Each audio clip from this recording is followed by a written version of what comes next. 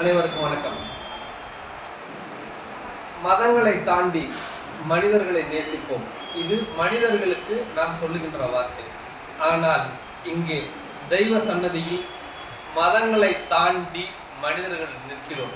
அதற்கு ஒரு சாட்சியமாக, சகல சாட்சியமாக இந்த பெண்மணி திகழ்கிறார்கள். கிட்டத்தட்ட இந்த கோவிலுக்கும் இவரோட வீட்டுக்காரருக்கும் தான் தொடர்பு அப்படின்றது எங்களுக்கு தெரிஞ்ச ஒரு 15-20 வருஷம். இந்த பெண்மணி அவரை கல்யாணம் பண்ணதுலேருந்து இங்கே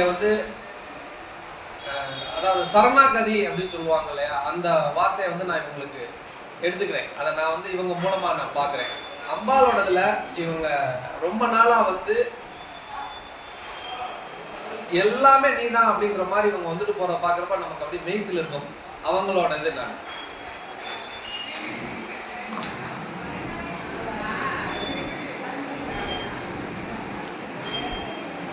பேசுங்கம்மா. நீங்கள் எவ்வளோ நாள் வந்துருக்கீங்கன்னு பேசுங்க.